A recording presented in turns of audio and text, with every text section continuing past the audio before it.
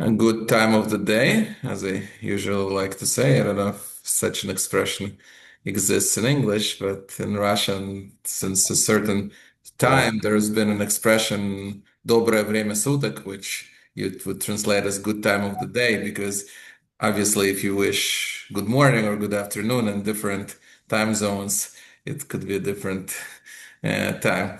And so hmm I'm glad to see Jared Gimbel again a week after our first recording, which was quite popular. Lots of people saw it, and there were lots of likes on my Facebook page. Did you get any feedback on your appearance? On my appearance, well, the thing is that the last time I was walked out of a thunderstorm, so my hair is a little bit better now in volume two than it was in volume one, and I suppose that you have the weather patterns to thank for that. So that was good. Aside from that, I was really the first time I genuinely spoke about being a recovering hyper-polyglot and exactly like to what degree.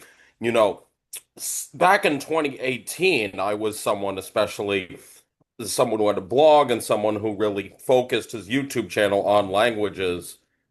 I saw languages as like the one big shining ball of my life. And right now, because I have multiple other commitments, in a sense, the language becomes less of the thing to bow down to and more of the tool to utilize in many, many different areas. And so, in that respect, it's quite different. And be that with, for example, musical performances, be that with being able to understand various political spheres or areas of history more deeply. The thing is that languages become less of something to center my life around and more a vehicle with which to explore it. Does that make sense? It does make sense, and actually, it's a good segue into what we're going to talk about today. Because obviously, I think we'll still talk about languages somewhat.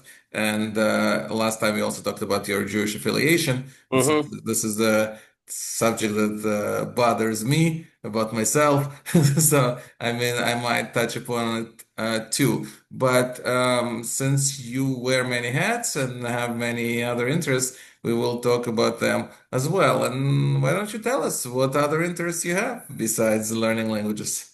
Very good question. So one thing I do, and I have done since March of this year, is I play various mandolin songs in places such as Kingston Avenue and Manhattan Beach, as well as the World Trade Center Oculus.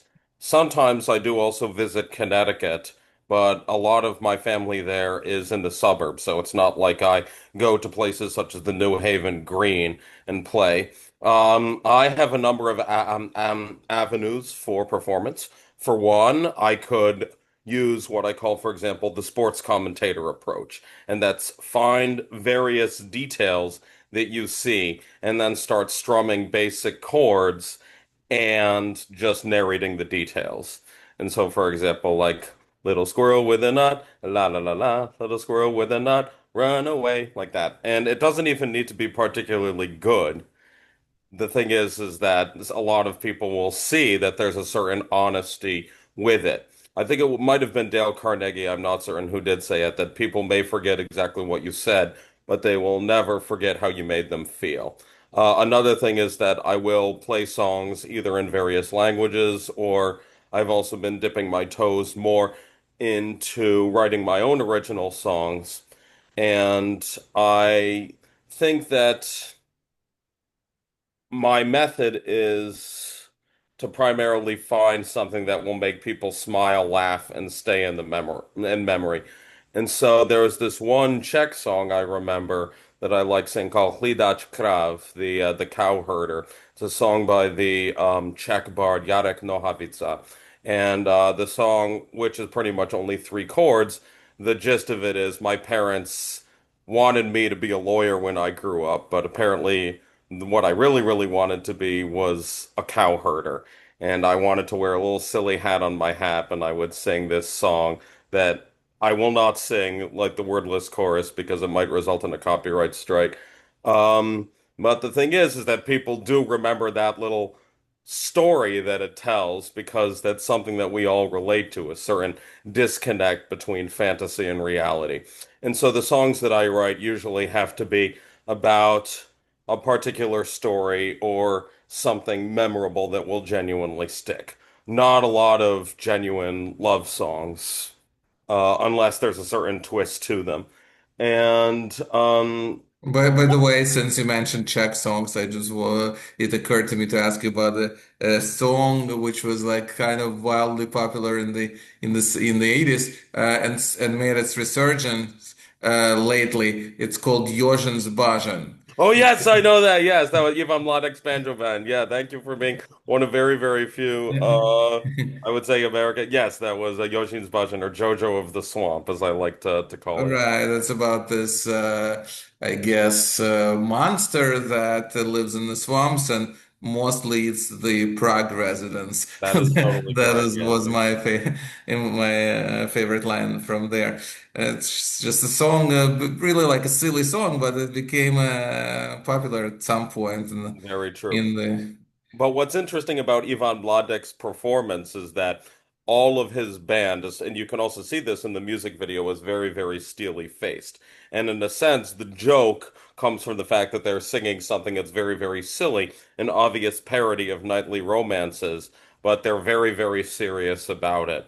And that's very, very difficult to pull off in a performance. And another thing to understand about when you're singing or saying something funny, and this is probably the most uncomfortable thing, probably more uncomfortable than stage fright, is that in order to train yourself to not laugh when you're telling jokes, is that you usually have to think of very, very uncomfortable things in order to get you to not laugh when you're supposed to be delivering a funny line.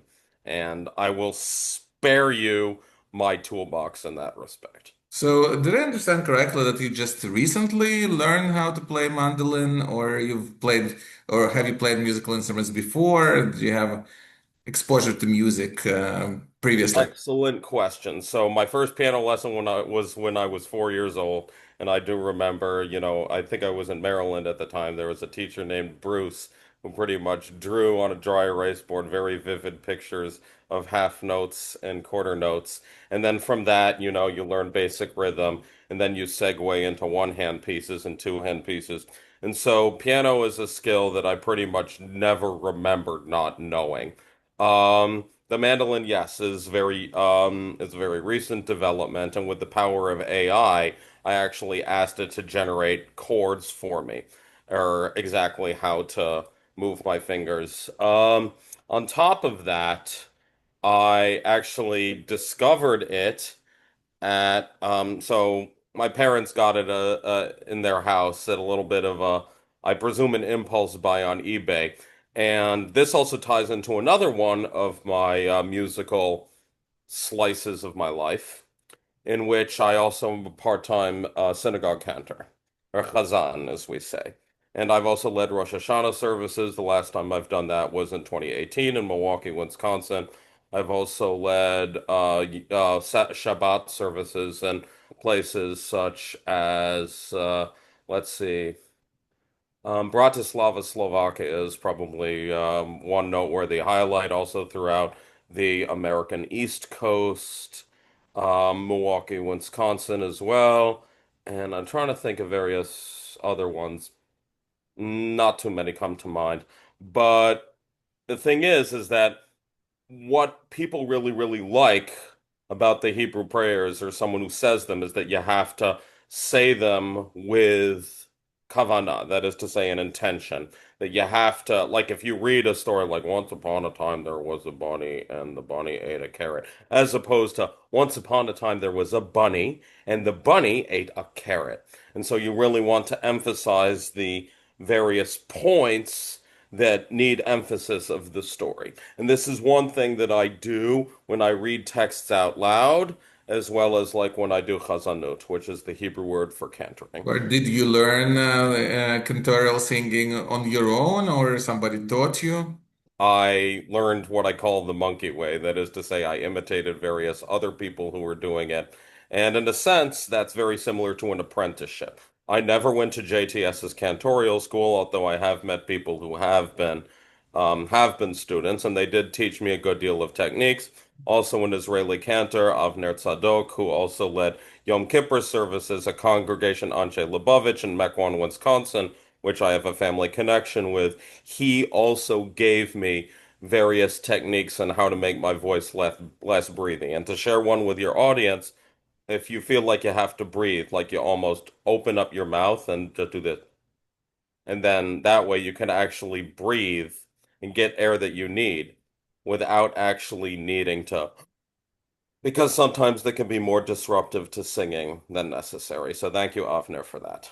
So I just wanted to ask you if you're familiar with Islamic singing, particularly the Quran reading, because there is also a certain way to do it. I'm trying to remember the word. It's something like ta, beginning with ta, tajweed, or something like that. When I first heard about it, I just found a lot of similarities to the way we are reading Torah I and. see that. But also, one thing I'm very curious about that is that if there are actually various regional differences, that is to say, would someone reading the Quran in Indonesia sound quite similar to someone reading it, for example, in Tanzania or Morocco? So that's one thing that, like the same way that there are many different varieties of some genres as well, specific also in Judaism to the various Hasidic courts. So I guess that this is what we call a PhD topic,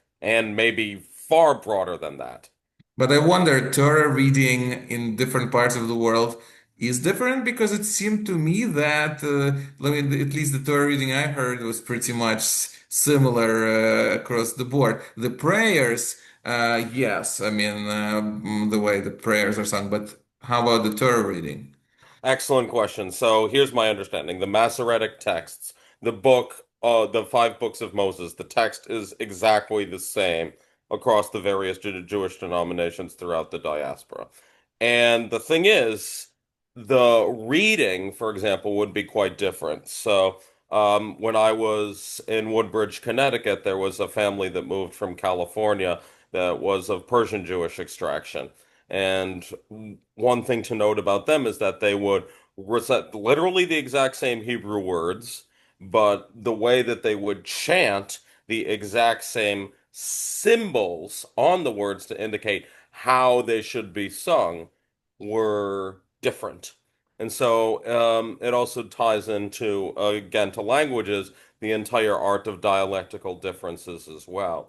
And then, for example, certain letters in the Hebrew alphabet are read differently in a Sephardi or an Ashkenazi accent as well. And that's very much another thing. Like, if you've ever used Microsoft Edge, it actually, for its text to speech, it offers a plethora of English-speaking voices, including but not limited to, Nigeria, the Philippines, India, Singapore, and also different ones for the United States and Canada, if you can believe that. And of course, male and female voices for each one. And what's interesting is that you get to hear the exact same English language text, same thing on paper, said differently by the different robotic voice, well, realistic sounding robotic voices. It's a fascinating topic. I'm sure we could do a number of programs just focusing on each, but since we don't have such luxury, at least as of yet, so let me ask you about your other hobbies. Maybe you want to talk about. I have questions that I wrote down about something that interests me, but maybe there is a hobby I don't know about, and you would share. Okay, so I could also talk about me designing video games. It's more like my day job rather than a hobby. One thing to understand about this is that what I tell people, the video game design recipe begins with a notebook. The very, very first thing I do is I make a list of everything I want this game to be. For example, I'm working on a game that's set in Sumer and Akkad right now in ancient Mesopotamia, 4,000 years ago. And so one thing I genuinely wanted it to do was I wanted the game to contrast almost horrifically with the modern world. That is to say, that you get to explore various cities in ancient Mesopotamia and then realize in a horrifyingly revealing way that the past is a foreign country. And that in a sense, you really do not have a lot of the luxuries concerning, for example, human rights, the understanding of pursuing your dream. You also have significant tyrannical systems set up. And I wanted all of this to be very, very clear so that when you explore the game, you realize that there are tyrants, you realize that there are gods who always want their will to be followed. And to say nothing, for example, about disease and having very, very few modern conveniences. And so that's what I do with my video game thing. Make a list of everything I want the game to be, and then I also from there I start sketching characters because characters are the bread and butter of making a game. That is to say, if you want a game to be successful, you need certain characters that the people can relate to and that are also the face of the game, like when you click on it. Um, should ideally have very, very bright colors. I have a very strong preference for animal mascots. And then from then, you start fleshing out like the menus and the world and the plot. And then the plot always has to echo back to how do I want people to feel? All right. Thanks for this brief introduction to video gaming. You mentioned that you've designed 6 games already. Yes, 6 video games, that is correct. And the most recent one, Soida's The Question Laboratory, came out a week and a half ago. It was inspired by the edutainment titles of the 1990s. So I take it it's a very long and painstaking process to design a video game. How long does it take you, or did it take you in different with different games? Oh, very good question. Though the good news is that between I do not use AI for any creative idea, no generating art, no generating plots. I will use some AI for research, but only if it cites its sources, such as, for example, Copilot or Perplexity.ai. To answer your question of how long it takes, and this is great news. The first one always takes the longest because you're the beginner. The first one took 2 years, and then the second one also took 2 years, and then the third one actually I put together in a week, and that was Ishkola, which is another educational project. Now it's Hungarian. It is Hungarian, and it does mean school. Yes. I Um, mostly figured it out from the way you pronounced it. very well. I mean, and it's easy to figure. It's one of those Hungarian words that you could actually figure out. Very true. Very, Yes. very few of And them. also, like I do remember some people in Budapest expect Hungarian to be nothing similar to any other language, but yet again, there are some Latin or Slavic words that like snuck in, even though like some of their meanings might be divergent. I think a lot of the Slavic words in Hungarian are more similar to those in Slovak or in Croatian, Serbian than in Russian. So like pokol meaning hell, as compared to like yeah, piekło in Polish, for example, meaning Mm, sun. Yes. okay. Sounds interesting. I just wonder, like you invest so much time and effort in it. Is it like financially rewarding as well, or it's just was something you're doing for fun? Well, you have to be particularly strategic about it. So one thing, if you really want to make a video game company, you have to have multiple parts of it that can be monetized. So I have the soundtrack. I also have my merch. So I draw all the characters for the game, and then I also put them on t-shirts and not mugs so that other people can go ahead and enjoy those as well. So even if the game is not particularly profitable, then the thing is that the same stuff from the game also has another fighting chance. And this is exactly what the Pokemon company actually does with its own intellectual properties. That in a sense, the Pokemon games themselves are not the real product. It's actually all of the various things that go on the caps and the backpacks and the stuffed toys. Right. Those are actually the real product. The game is actually the Trojan horse.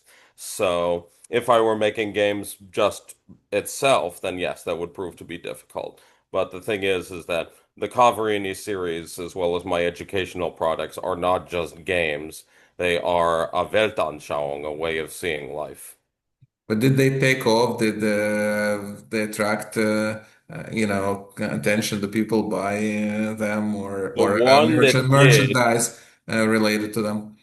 The one that did most, perhaps not shockingly, was a game called Jewish Crown Heights Simulator, which I produced as an April Fool's Day joke.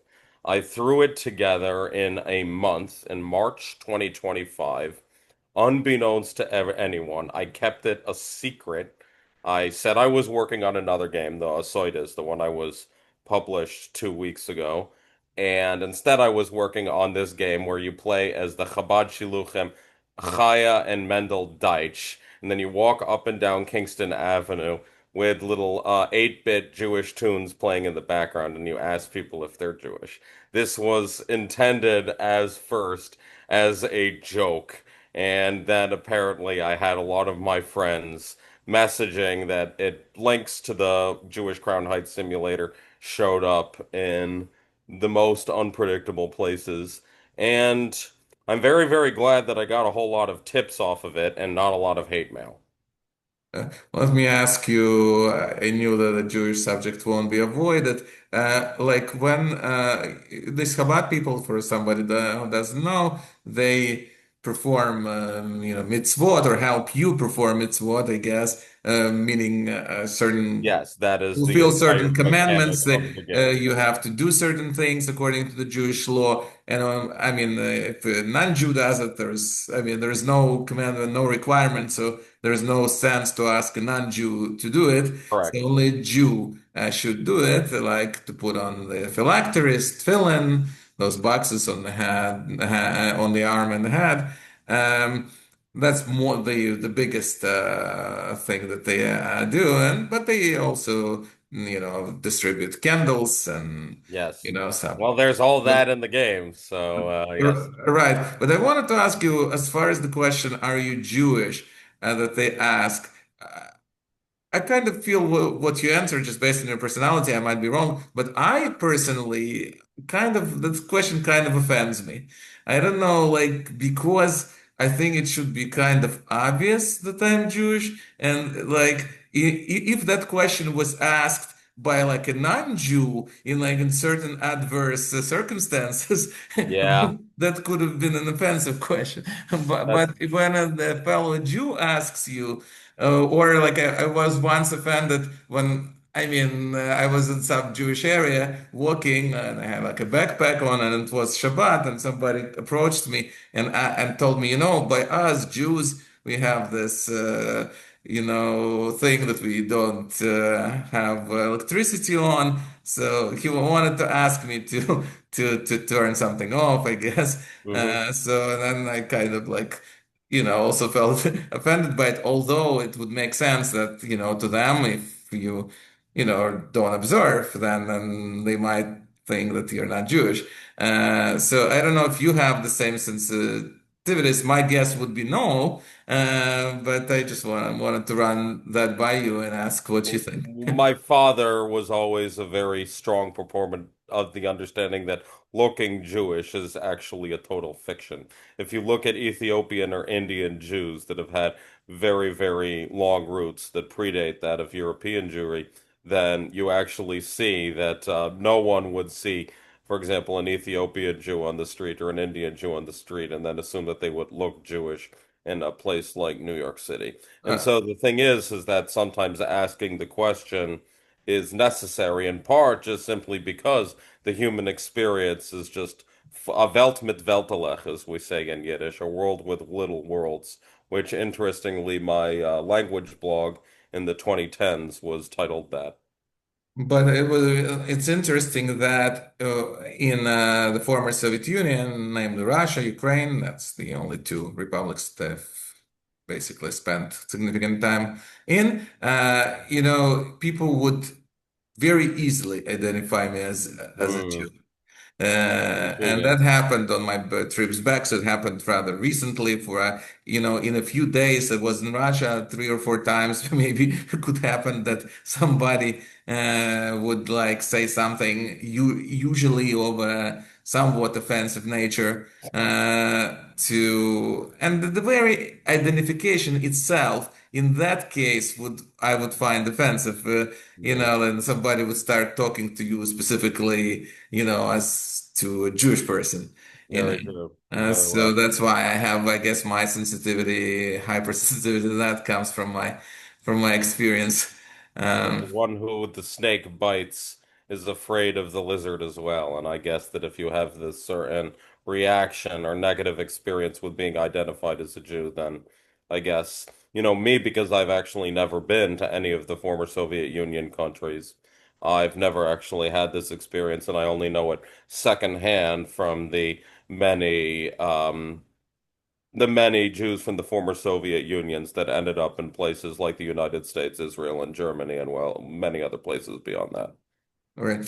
Okay, let me ask you about some other interests of yours. You seem to be a person who knows a lot, not just a lot of languages, but a lot about cultures of people Hmm. in the world. And you're now wearing a t-shirt that says Bhutan. Yes. And that's one place I would like to Mm, go. That's yeah. definitely one of the countries that few people make the journey to.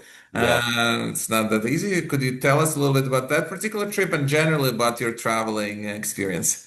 Okay, so Bhutan is a place that for the first 5 minutes you're there, you don't even believe that anything is real.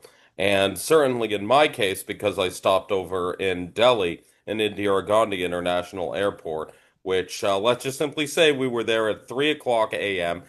I tell people that the airport then was as crowded as the New York subway system on the evening of the 4th of July, in which a pack of sardines is wouldn't even begin to describe exactly how packed it is.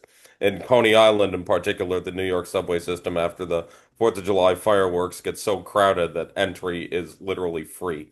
Um, so in Bhutan, it feels almost like a Dr. Seuss book. It feels like a children's book country. And the thing is, I was really worried about the altitude sickness. But thanks, one, to medicine, and also the fact that the guides, in order to enter Bhutan as a Westerner, you have to be with an approved tour group. There is the sustainable development fee, which you pay on a daily basis, unless you are Indian, Bangladeshi, or Maldivian, not Moldovan, I shall let you know. And that covers all your food, and that also covers your guide and your hotel stay. Um, How so, much is the fee? for I believe $150 a day, but in order to incentivize travel there after the pandemic, Bhutan and many of its tour agencies decided to do like a package deal where you pay 1 week of the fee and get 1 week free. So it has been more accessible to Westerners than ever before. Um, and I've also heard that they are looking into a possibility in which someone from outside Bhutan can visit Thimphu, the capital, without a guide, but only there. So that might be on the table, but I think I heard this mentioned in I passing. wonder how many more countries like that you only can visit with a guide exist. I can think of Turkmenistan, I think also requires that. And obviously North Korea requires that. Indeed. When I Uh, was in Jordan in 2015, during Kolamoid Pesach, I that was my experience as well. I wouldn't think Jordan would require, but Maybe for because my I tour mean, organizer, that could have been another thing. Yeah. okay. So you mentioned you lived in 5 countries, which in the last program, if somebody Yeah. didn't watch it, please do. What are those 5 countries? The countries I was in, the United States, of which I have lived in the following U.S. states: born in Boston, Virginia, Maryland, Connecticut, and New York. Those five U.S. states. Mhm. In Israel, I've lived in Jerusalem in the neighborhood of Har Zophim, or the Mount of the Views. In English, this is Mount Scopus. That's where the Jerusalem University is. That is correct. That is where Hebrew University is Hebrew located. University. In Poland, and I was in Krakow, and I was in particular in Kazimierz, which is the Jewish district. And then in Stockholm, I lived in Östermalm, which I describe as the lower Manhattan of Stockholm, where a lot of the celebrities live. And then Heidelberg, Germany, for the last one, where I was actually located in two different villages nearby. My first year in Dossenheim, which is to the north, and then in the second year, I was in a former American Army barracks in a region of Heidelberg called Neuenheimer Feld. Yes, so those Was were it an some. educational trip? Because Heidelberg is a Yes, it university was. city. Yes, that's correct. Yeah, and yeah, yeah, it was intriguing because one of my dreams when I was a high school student was to actually attend the Ivy League, and I did get rejected from Yale University and a good deal of other colleges too. So, It's their loss. you're right. And Heidelberg University was actually it was the Ivy League university education that I did not actually get. And in a sense, it showed because it was literally 700 years old. Um, and there were many, many deep secrets involving the aspects of the history of the student body and of its institutions as well. I could go significantly into detail as to the sort of things that I overheard at the Mensa, the cafeteria, but this could be an entirely new episode in its own right. Maybe it will. Mhm. Since you told me before our first meeting that I could ask any questions, so Yes. I'll ask on a different subject that you mentioned Right. in passing. You mentioned dating last time, and you were saying that you would consider learning another language if that was for the purpose of dating. Sure. And then wanted to ask. From the Jewish standpoint, like, do you have any requirements as to that your partner would be Jewish? If so, that would somewhat limit the languages that you might learn, although maybe not. So if you could talk a little bit about Yeah. that. So right now at this point of my life, I am exclusively dating Jewish women. To that end, the group is responsibly, I mean, surprisingly, a lot more linguistically diverse than you would think. And like as I mentioned, as I actually, I a few days ago I had this conversation. Oh, Jared, you speak Swedish. Well, how many people have you encountered who speak Swedish over the course of the past month? And I have to say, two within the last 2 weeks alone, and both of them at Jewish events, oddly enough. And just in case you need to know the numbers, the Jews in Sweden are number probably on the conservative side at around 20,000.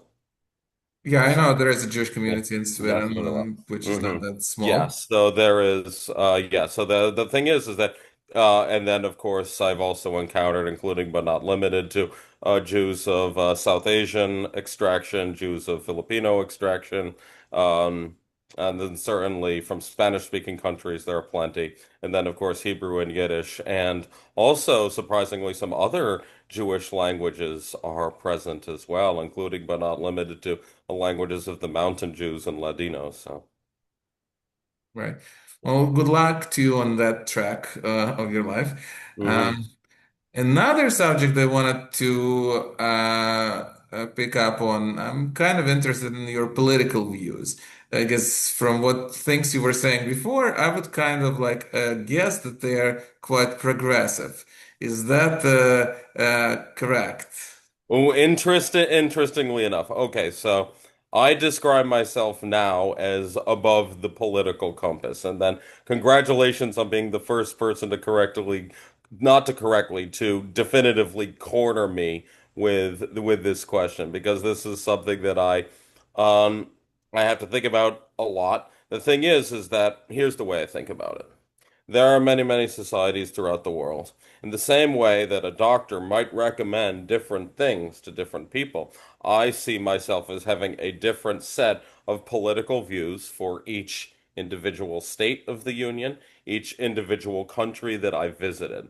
And in a sense, this does lead to the situation in which, I might be left wing in one country, but right wing in another. But very much when it comes to like the Zohar, the Jewish Kabbalah describes an understanding of God that whenever you look into it, you see a very, very different view. And in a sense, that's the way I see my political views as ever so shifting. And one thing I've genuinely learned over the course of the 2010s, in which I did describe myself as mostly progressive, is, do not put your trust in a mortal man. And I think that a corollary to this is don't put your trust in an ideology either, because it could turn out that that human or that ideology can um, betray you later on down the line. And like I think of the Scandinavian languages, you have a saying that are the wages of the world. Thanklessness is the wages of the world. Yeah, the Otakavadens in Swedish. And sometimes I have to, if I put my trust in some other system that isn't me, I have to sometimes expect to be betrayed. So that's what I is. I ask, I listen, and on top of that, I think about what Dr. Robert Uman, the winner of the Nobel Prize in Economics in 2005, he said that the only mistake that anyone ever made was only seeing things from their point of view as opposed to all points of view. And that's once you really understand exactly how that one principle tells the entire human experience, it's like genuinely shocking how much everything in the world circles right back to that one rule.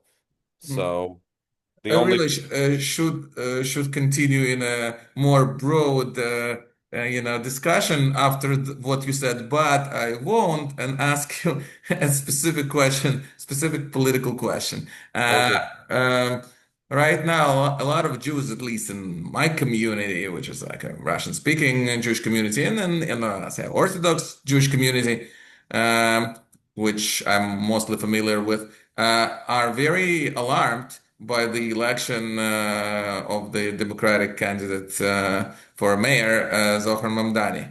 And I wonder what your take on it.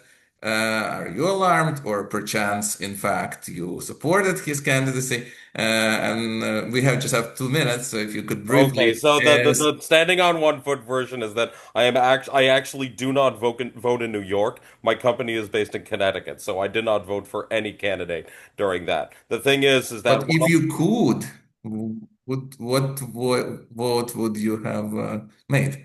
You don't have Interesting to way. answer. I mean, I'm. Yeah, in a sense, I think that you would have to deal with alternate universe me. I would need to ask a whole lot of other people the same way that Job from the Bible took counsel in many of his friends.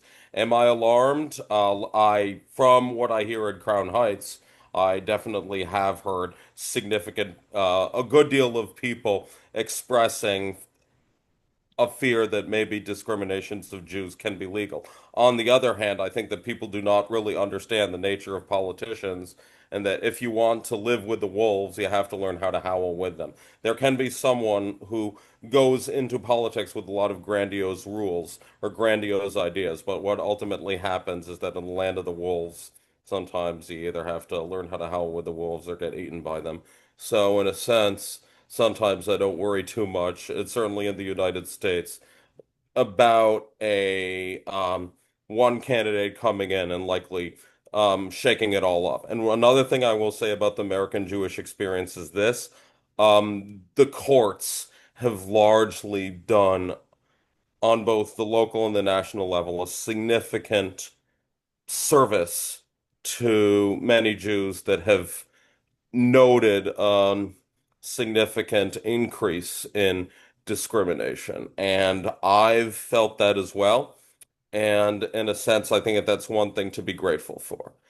So the short answer is, in a sense, another thing I should mention is, perhaps I have a shirt from a Buddhist country, is that sometimes you really need to be detached from any variety of outcome. All right. That's a great conclusion. So we should be more kumbaya, more Yes, relaxed indeed. about it, perhaps.